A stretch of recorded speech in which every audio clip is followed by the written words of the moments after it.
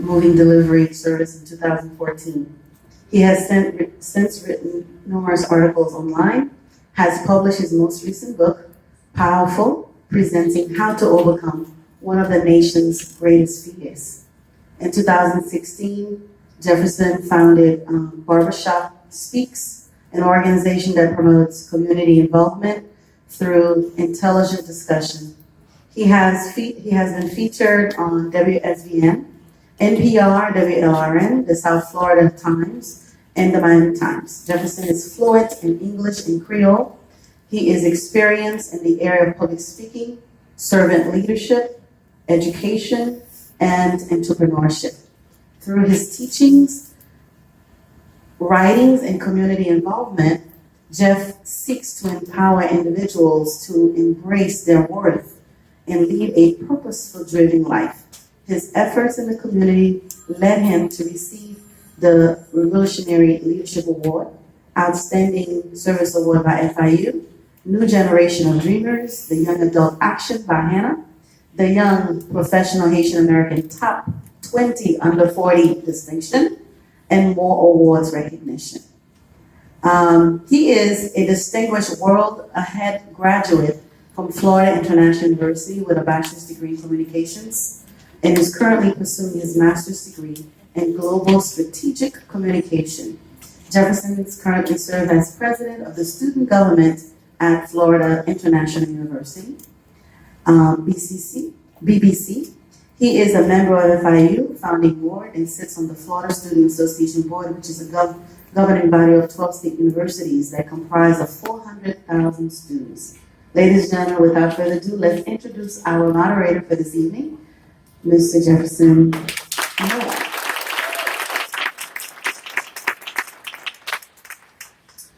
And next, we have Michelle.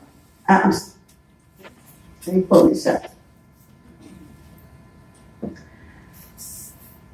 Attorney Michelle Austin Palmies is a member of the Austin Palmies Norris Weeks, LLC. Her practice primarily involves providing legal counsel to business clients and representing them in their corporate, commercial, real estate, and intellectual property transactions, along with related litigation matters. She also focuses on assisting United States individuals and entities with litigation and transaction in Haiti. Michelle worked for 8 years as a senior corporate counsel, commercial law, and Union Pacific Railroad Company's law department. Her responsibility included being the lead attorney for the procurement of goods and services, procurement of management and intellectual property, and development of new business ventures. Michelle's past experience also include being general counsel of Planet Automotive Group, aka Potemkin Automotive, a holding company for more than 40 automobile dealerships in 7 states, general counsel of the Agency for Workforce Innovation and Innovation of the State of Florida Corporate Counsel for AutoNation, and corporate attorney in private practice at Holland and Knights LLP, Miami's office. Michelle is a former member of the Public Health Trust of Miami-Dade County and Miami-Dade County Ad Hoc Committee for the creation of an airport authority. She has served on numerous nonprofit boards, including Girls Inc., Santla, the Haitian Neighborhood Center. She is our advisor, the Haitian American Nurses Association. She's on the advisory board, and she is a current co-chair of the Women of Color Empowerment Institute, Inc. Michelle is a 1996 magna cum laude graduate of the University of Miami School of Law. That's the U. Okay, I'm alum as well. And she served on the University of Miami Law Review and was a member of the Order of the Coif. Without further ado, ladies and gentlemen, let us welcome our moderator for this evening, Attorney Michelle Austin Palmies and Jefferson Noel. And they will introduce, we will first start with the judicial candidates. We were honored to have 5 candidates who confirmed.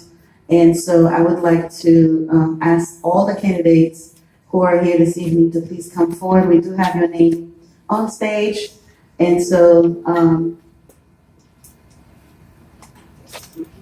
yes, please come up and the moderator will introduce you.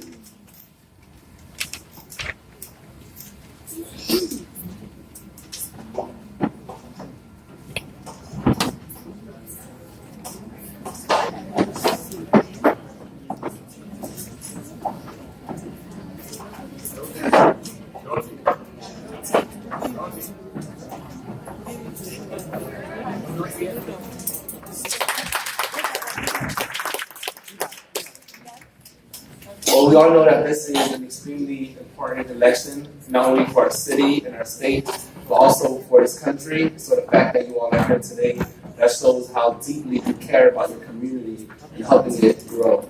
And also, I'd like to thank the candidates as well for coming, so give them a round of applause.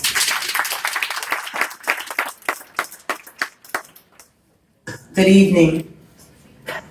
We are very excited to have these incredible candidates come to us and speak to our community. So we're going to start directly. It's going to be very brief. We're asking political candidates to speak 2 minutes on basically who they are, introduce themselves, and then we'll go on from there. We'll start with Nike Adebayo. Thank you guys for having us. This is the largest forum that we have been to since we have been out campaigning. We like to see you in Staten. So my name is Olanike Adebayo, and I'm running for county court judge. My father's from Nigeria, my mother's from Niles, Ohio.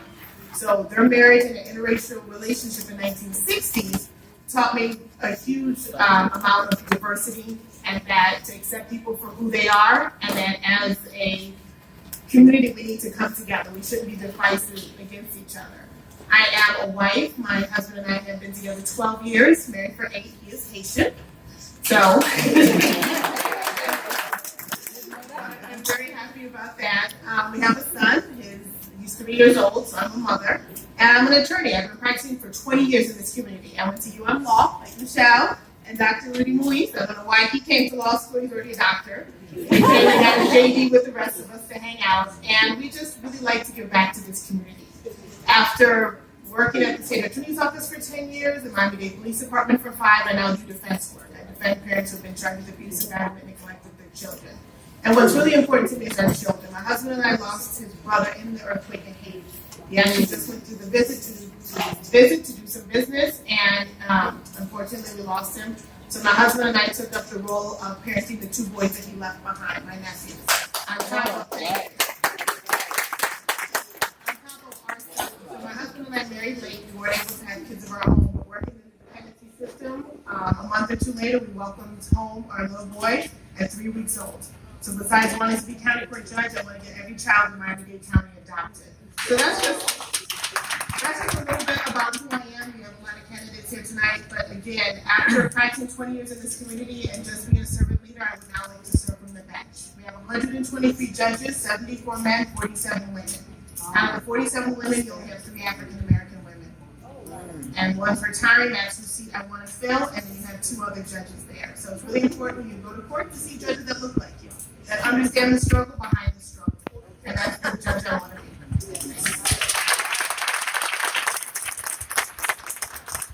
Having had the opportunity to go first, Olanike Adebayo went beyond the 2-minute mark, but that's okay. We're going to try to keep it at 2 minutes afterwards. Good evening. Thank you for giving me the opportunity to be here. I'm very grateful to be here. My name is Christy Nunez, and I am running for county court judge as well, but a different group. I am in group 2. My ballot number is 138. Just to tell you a little bit about myself, I was born, raised, educated, also UM and St. Thomas, my entire life here in Miami. Yeah. And I have been an assistant state attorney for the last 13 years. I am engaged to a nurse who's here today, so he's very excited to actually be away from lawyers and amongst people that he's familiar with. So he's happy to be here today. Just to tell you a little bit about myself, like I mentioned, I've been a prosecutor for 13 years. For the last 2 years, I've been running the Human Trafficking Unit at the State Attorney's Office, which I am very grateful to this organization that has been extremely cooperative with us in learning about human trafficking and assessing victims when they come. So I know the State Attorney, myself, and this organization has done a lot, so thank you for that. Before that, I specialized in sexual and physical abuse of minor children for 4 years, and I've also was a division chief handling homicide cases. But what I'm also most proud of is that in 2010, I began an organization for inner city children called Urban Promise Miami. When I was in court in 2009, I was prosecuting about 7 to 9 defendants, all under the age of 17, all facing life felonies, all in adult court, and every single one of them was a minority, either Hispanic or African American. And when I looked into the gallery, there wasn't a single parent there. There wasn't a guardian, there wasn't anyone. It was obvious that these kids were ending up in prison versus graduating from high school because there was something missing in their lives. So I began the nonprofit organization, and since it started in 2010, we've had a 100% high school graduation rate in an area, thank you, where only 40% of the children graduate. We've spent 9 years in the East of Havana and 2 years in Miami Gardens. There's a lot more, but I know I'm limited, but I just want to say that I have dedicated my life professionally and my personal life to public service, and I can only hope to seek to continue to serve this community from the bench on August 28th. Thank you. Good evening. My name is Michael Barquette, and I'm a candidate for County Court Judge as well. Thank you, Hannah, for doing this. Much like nurses, I am now answering my calling. Not to nursing, but to public service. I've been a lawyer here for 20 years, and I'm not going to bore you with what I do practicing law. I want to tell you who I am. Who I am. I am a son. My father is a World War II veteran. He's 93 years old. He was the first in our family to go to college and become a lawyer, and I'm very proud of that fact. Since my father went to law school, there have been 17 of us admitted to the Florida bar, and I'm continuing that tradition. My nephew's continuing that tradition. I'm a father. I have 2 beautiful daughters who I've raised, who have graduated college and out striking a path on their own. But I'm a member of this community. I left here to go to school. And after graduating school, I had a choice of where to stay. Should I stay in Birmingham, Alabama, or would I come home? Miami-Dade County is my home. This is where I choose to live, work, and play. Since becoming a lawyer, I've had the opportunity to give back to my community. I have served as a Miami-Dade County teen court judge. It's a great program. It's for first-time, nonviolent, youthful offenders. It keeps them out of the system, and I'm proud of the work I've done there. I've had the opportunity to serve with the Miami-Dade County and the City of Miami Community Relations Board, helping bridge the gap between members of our community and our local governments, and I'm proud of the work we've done there. I've served on the Police Chief Search Committee for the City of Miami, the Bayfront Park Management Trust, making sure our families have places to go and let their children play. That's who I am. I am now trying to give back full-time and be a county court judge. Again, my name is Michael Barquette. My number is 144. I hope you vote for me.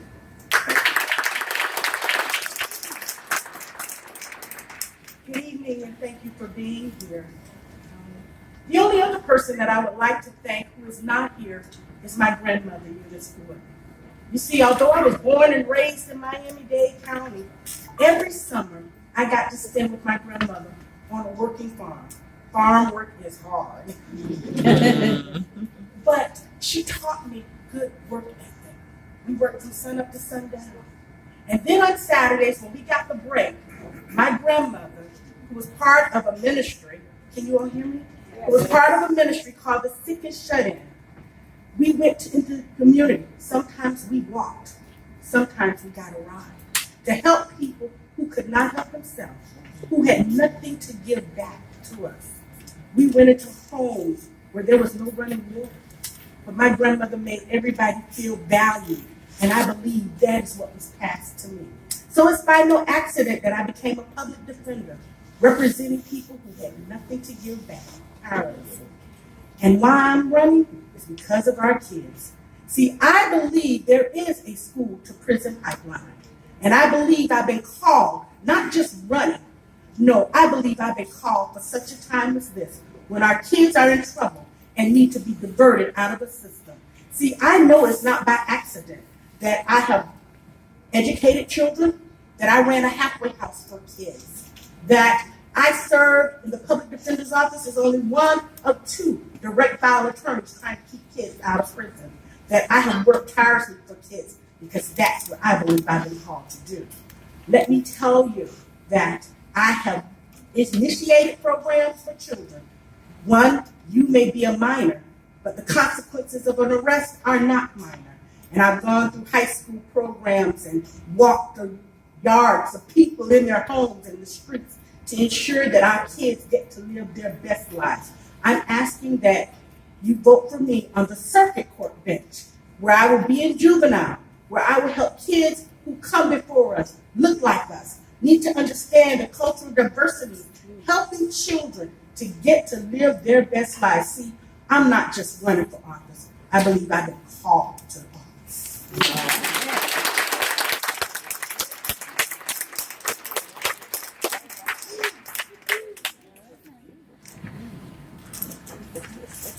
Good evening, everybody. Thank you for this wonderful opportunity. My name is Milena Abreu. I am number 146 on your ballot. My first trial, after jury selection, my client walked away.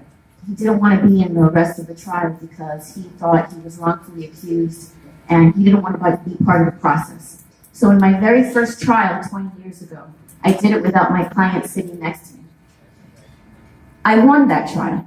And I never heard from that client again until about 19 months later when I received a letter in the mail. And part of the letter he wrote, "I am deeply grateful.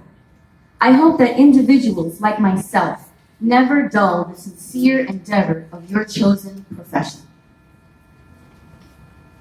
I hope you'll understand the profound respect you deserve for causing someone to remember your help. Thank you." And that was 19 months after doing that trial and never hearing a peep from that client.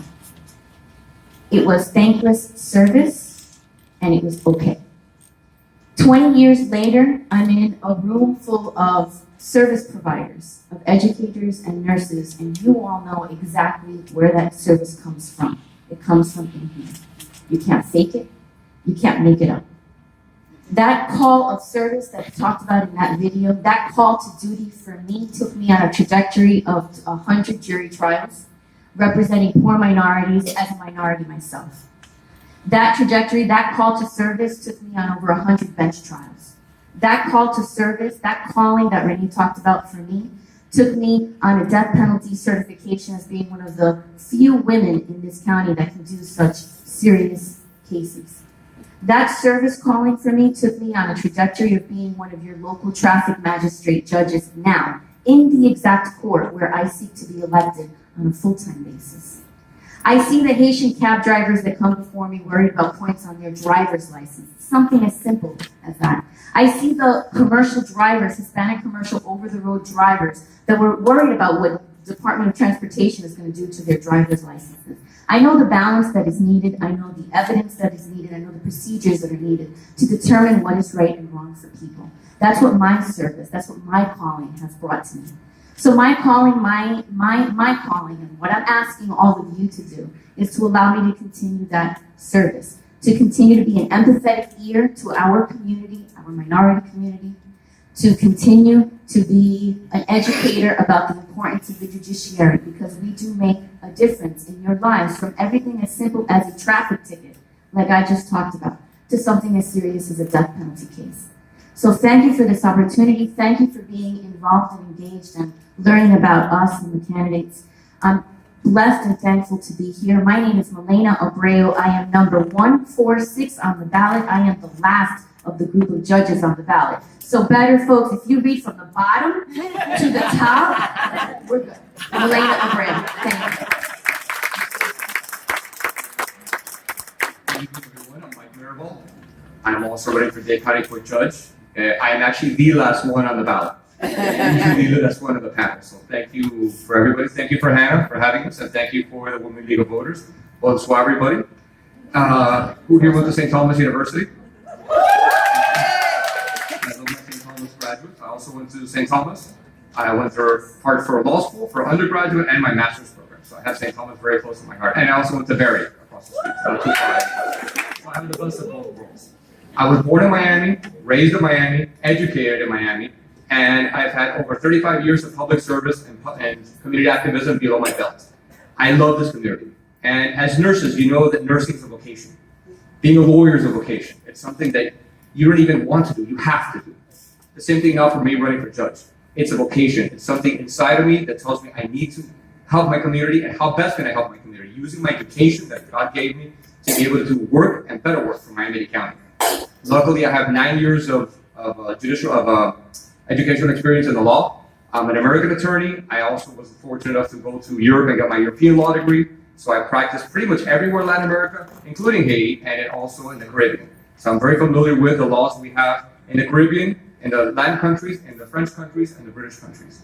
So I've been wanting to run for judge for many years now. It's something that I've been wanting to come to my community, help, and establish a better judiciary. So I'm here, Mike Mirabal. I'm actually number 147 at the end of the ballot. Like I said, I have over 35 years in community service and community activism, and I want to be the best judge for Miami-Dade County if possible. Thank you. So I know you said you're the last on the ballot, but we'll ask you the first question. And we'll ask that each candidate answer the question coming down in 1 minute, okay? Perfect. Because we have a lot of other candidates coming up. So what are the biggest changes you think needs to be made to the justice system?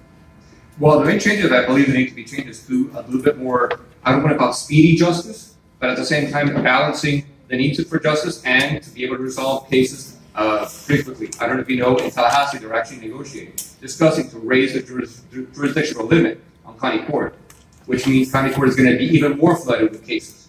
So you need to be able to dispense justice quickly, efficiently, and economically. So that's, I think, one of the main issues facing right now.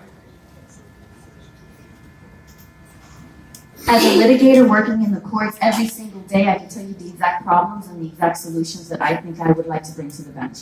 First of all is the access to the courthouses and county court. You get there, the elevator's broken, there's no parking, the rooms are full, you get the microphones aren't working, so let's start with working microphones and acoustics in the courtroom. Secondly, I think that it would be important to try in county court to have lunchtime calendars so that folks do not have to take off half a day of work and spend time in court. I think that there should be call-in calendars for the attorneys who have to be in 5 different courthouses in front of 5 different demanding judges at the same time. If it alleviates their practice, it alleviates the caseloads in the courthouses. The write-in calendars call-in calendars, write-in calendars, also for the midnight police officers who are overworked and underpaid, have to be in court at 8 o'clock in the morning. If there's a way to alleviate that, I would like to see that done as well. And these are just very few solutions that I think can be effectively done. Also having litigated and do calendars every day in our courthouse. There's some things that I think also in agreement with what people have said here today. The first, though, has nothing to do with the courtroom. It has everything to do with the judge. In order to help calendars break overload of calendars and cases to run smoothly, the judge has to be prepared. So the first thing is that judges need to be prepared for calendar. That means you need to be there in the morning if that takes is what it takes, and also very late in the afternoon. 2, we talk about accessibility. Yes, you need to be accessible. That may mean that judges need to create calendars, 8:30 calendars, or other special calendars. You heard Melina talk about lunchtime calendars. We need to do that to ensure that people have access to the court, because when justice is delayed, justice isn't denied. And so access to calendars. And finally, there are 2 other things. We need to allow attorneys to appear telephonically. That keeps those lines from being so long. And when attorneys are on for only status, it creates not a lot of clutter in the calendar. And finally, people need to do trials. We need to try cases and not delay, and continue. And so those are some of the things I think would help our calendars run better, run smoother, and having been in private practice, understanding going to several courtrooms, having been in private practice, having administrative skills, understanding how to help staff and create good calendars. I believe those things will help our Miami-Dade County residents. I'd like to interrupt a minute to say that if the other three judicial candidates have similar things to say in terms of the response, then they can elect not to respond to that question so we could get into some meatier topics. It's up to you. You have a point to raise? If so, do 1 point each. I will. There are problems in our system.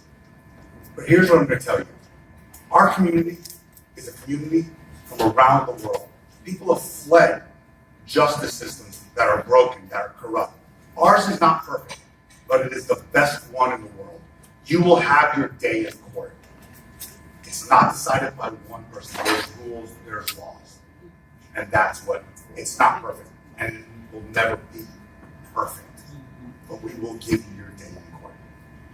I'll make mine brief because 5 other people solved all the problems that we have, right? But what I would say is I think that the first thing to improving the justice system is doing this. I think who you put on the bench and you elect is the first step to improving the justice system. We've recently seen a lot of judges that have been taken off the bench because of racial slurs, because of not being fair and impartial, and because of not following the law. And how do we assure that we have the right people on the bench other than the problems that they've mentioned, but we know who we vote for? And I encourage you to Google us, find out information, ask us questions, call a judge, call an attorney. Information like this is critical. Have we had a Florida bar complaint? Have we had to take an ethics course? All those things make an impact on you. If you have someone that's sitting there before you, judging you, and does not have the correct credentials and scruples to do so. So that would be this is the first step. So I commend you for doing that. Give me a Peter question.